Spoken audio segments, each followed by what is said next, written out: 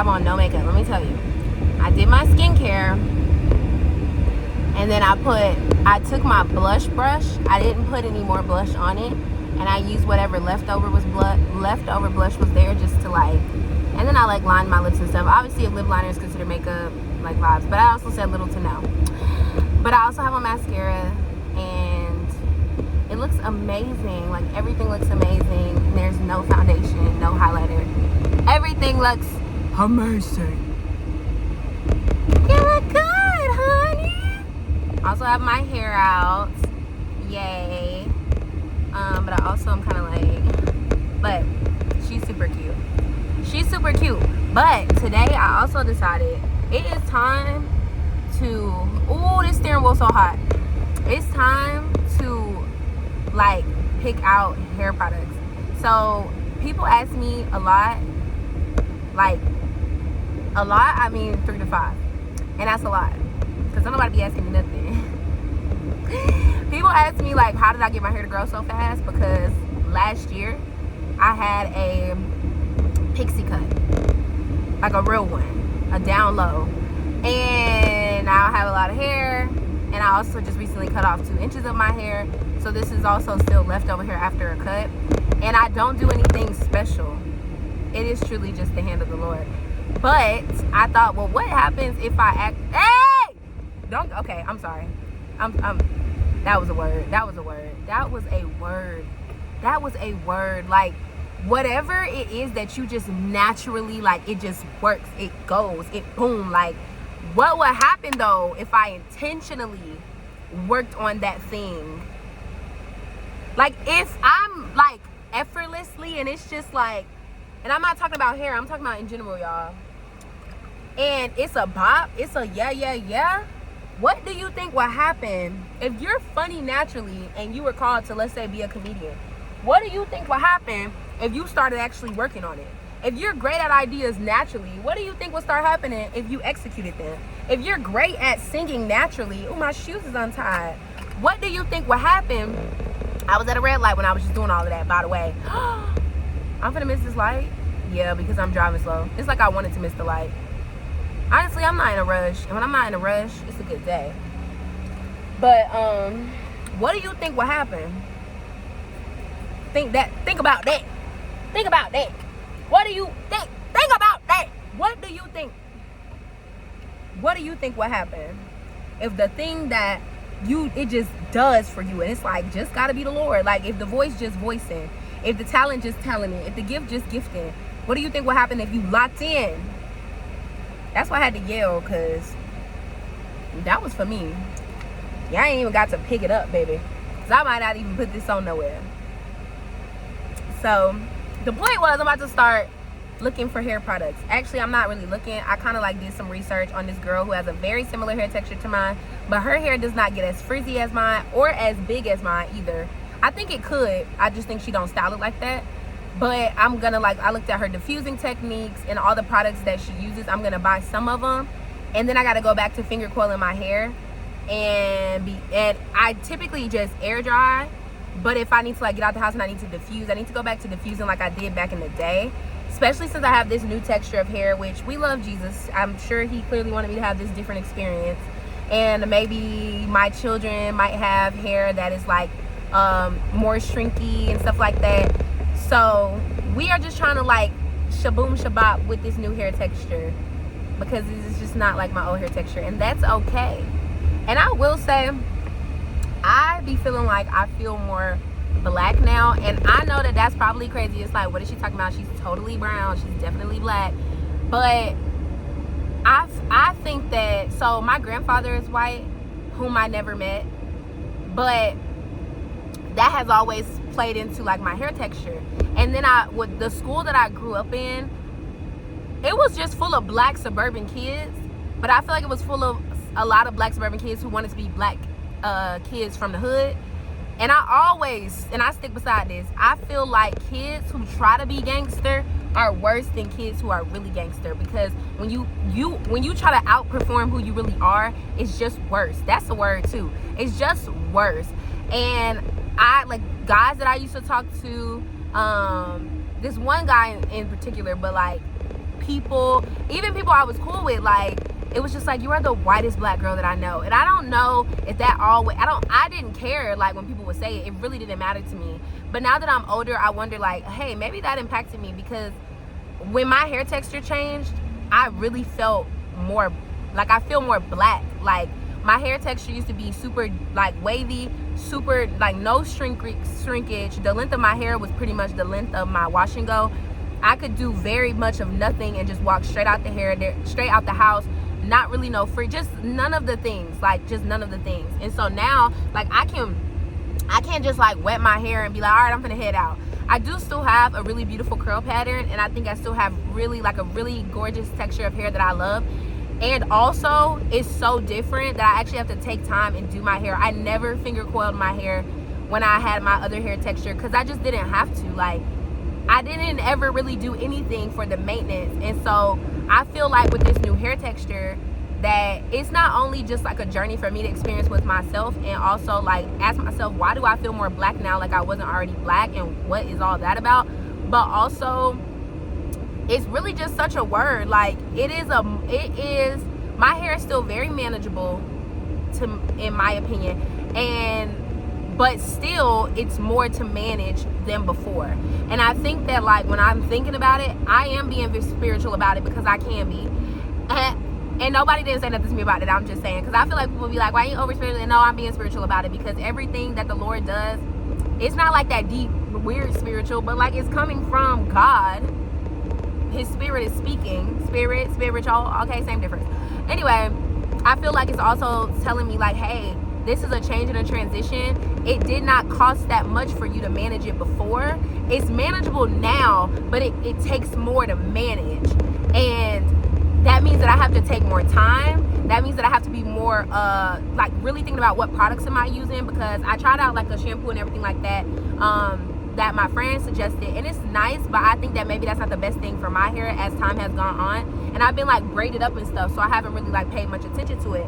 But with this space that you're in now, it's going to require you to take more time. It's going to require for you to be intentional about the things that you're using, the things that you're investing in, that you're buying, so that way you can get the maximum benefit on yourself that will ultimately put you in a position to be able to manage it in a way that is not only, like, tasteful to you and it's beautiful, but, like, it's just beautiful in general. And also for the impacts of other people, because I feel like women who probably wear their natural hair out, and I'm not necessarily, like, including myself, but, like, I feel like other women who are, like, nervous to wear their natural hair, and because it also it's a really big thing of, like, oh, I don't have hair like that and stuff like that. And I've heard that a lot as well too, because of my hair texture that I had previously, and even my hair texture now, it still is just so manageable, even though it's still more work for me. Like, I've heard the, like, yeah, my hair's not like that though, like, and I feel like that can be an insecure point for a lot of people with their hair. And there's even some girls' hair textures that I see that are more, like, super wavy and they stay super flat, that I think are just gorgeous. And I'm like, oh, I wish my hair was like that, or like, oh, and it's like, no, brother man. And they probably wish their hair was like somebody else's if they haven't gotten past comparison, because they probably not wishing at all. Some people probably just, you know, when I had my previous hair texture, I never necessarily, actually, I did wish that my hair would probably, like, shrink a little bit more, because I loved looking at hair on black people, and my hair just did not do what black people hair did. And I loved seeing it, and I loved the afro idea, and I was like, crap, my hair does not do that. And my hair now does that, which I still don't wear it out as much, but I actually, like, I also just, like, really love it. But I also was kind of like, I was planning to do a slick back hairstyle with, like, an added weave ponytail, and I feel like the Lord was like, no, I want you to just wear your hair curly. And I was like, is that you, or am I just trying to be spiritual, baby? But it's like, let's do away with that, baby. If your daddy's speaking to you, let your daddy be speaking. And so I decided, okay, Lord, like, I'm gonna just go ahead through and style it. And then that led me to say I'm gonna get, like, better products, and just figuring out what works for my hair, what makes my hair look most healthy and hydrated. Half of my hair looks amazing, and then the top half is, like, way more lax. A part of it is definitely heat damage. When I had that quick weave for a month, I was, like, flat ironing over the leave out, and that really did a number on my hair. So my hair all around is not at its prime. But I also think, and I still have some damaged stuff on the ends too from the dye that I had previously, which was like a red color. Well, it's really from the bleach that I had. when I first started growing my hair back out. But yeah, I just feel like there was such a word in that, and I feel like it's something that the Lord has like shown me before, but I feel like he's bringing back a lot of words that he spoke to me then that he wasn't like, not that he didn't want me to do, but he wasn't like stuck on it. But I feel like now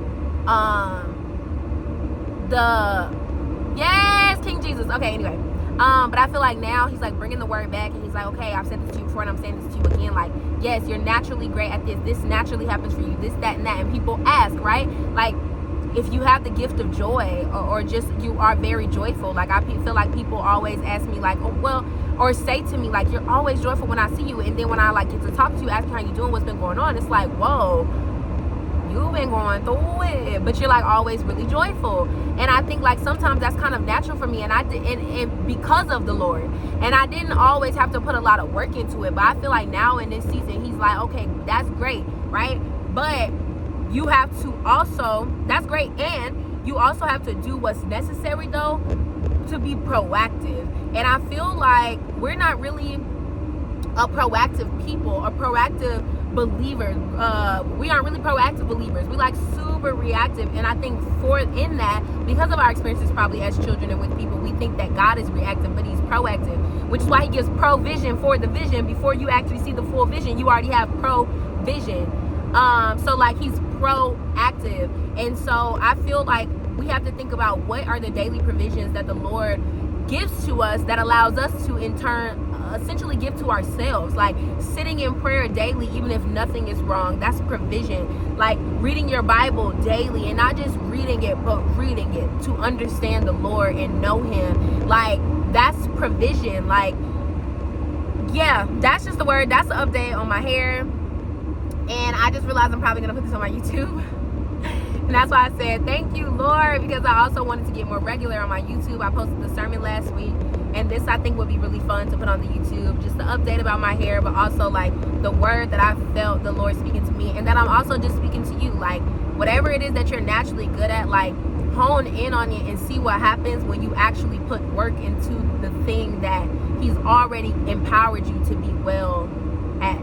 So I hope that this was great, and this was super exciting. So I guess because I was just recording to record, like I don't know, I didn't know what I was doing. Like thanks for being here, because I didn't start by saying like welcome to my channel, but the name of the channel is Tucked Away, or Tucked Away Ministries.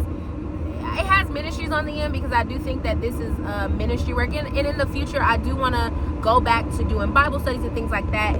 If you have known me prior to the last couple of years, then you were around when I was hosting Bible studies, and I had a ministry where I taught people about the basics of love, and like just the truth that love is a choice and not a feeling. And we walked with people. It was nice. And I ended up giving that ministry over to someone, and she turned it to a homeless ministry where she's done Christmas parties at shelters for people that are homeless but staying in shelters, and it has been beautiful.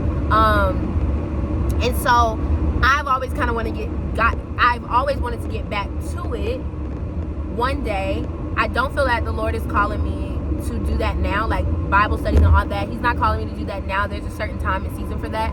But right now, the way that he's allowing me to like minister or just speak or just whatever, be myself, all the things, is through YouTube. And so that's what Tucked Away Ministries is. But the YouTube is just like kind of my way to be able to do that now. I also have a little chat on Instagram that I'm not super active in, but I used to be pretty active in until I had got off Instagram. So I'm gonna try to go back to being like pretty active in there, because I just have this deep longing and sense of creating and experiencing community with y'all. And I used to have that years ago when I was Unapologetic Girl Boss, and I was speaking, I was doing all these things. There were so many women and men, but mostly women, that I was able to meet through social media. I was able to grow my community on social media. Like, yes, that meant more followers, but it was the fact that I was able to meet so many people, and like the stories that I would hear, it probably was one of the ways the Lord kept me at that time of my life and encouraged me to go after things. And I'm trying to get back in this space, y'all, where I just go after things again, because I have to get to the point where you can acknowledge your trauma and you can understand how your trauma has changed you, But your trauma, you cannot glorify it and you cannot idolize it. And I think it's really easy to do that in this world now, or even modern Christianity that says like, oh, like, no, for sure, like, yeah, totally, like, yeah, but the Lord does not coddle your trauma. And that's one thing that the Lord taught me. Like, I'm not gonna coddle your trauma. I understand it and I work with it, but I turn it for the good. And the longer that I coddle it, the longer I cannot turn it for your good. And you don't get to decide how God gets to turn things for your good. You just get to believe that he's turning it for your good. And so I have to come to this place where it's like, I cannot keep saying like, I've been through so much as an entrepreneur and all the things. And it's not that it's not true. It's just that I cannot keep holding on to that in a way that is keeping me paralyzed and stagnant. Because yes, I left my job twice to pursue entrepreneurship and was very broke. Broker the second time than the first time, on food stamps, didn't expect it. But surely and fully felt that the Lord was calling me to do that.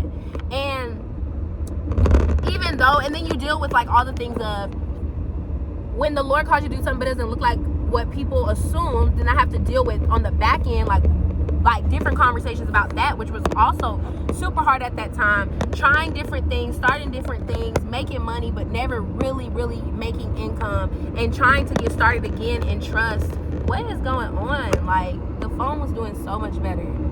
And just trust that the Lord, like, I actually had to get to the place that not even saying like trusting that the Lord is gonna bring me all this income from business, which I believe that he will, right? But be for real. All right, you know what, I'm gonna end this video. That's what I'm gonna do, because I can't keep dealing with this phone. It wasn't doing this whole time we was talking, so I'm gonna take that as a reason to end this video. And okay, I love you guys. Thanks for watching, and subscribe if you want to, if you feel called to. Don't just willingly subscribe if you don't want to, because honestly, if I am not what you need in this time, that's okay. So subscribe if you feel like this is something that you need for the season that you're in, and I'm happy. And also comment, like, if you watched, can you just comment and just like say hi if you like watched all the way through? Like, just comment, say hi, so that way I can say like, oh my gosh, they said hi to me, and then I can say hi back. Okay, bye.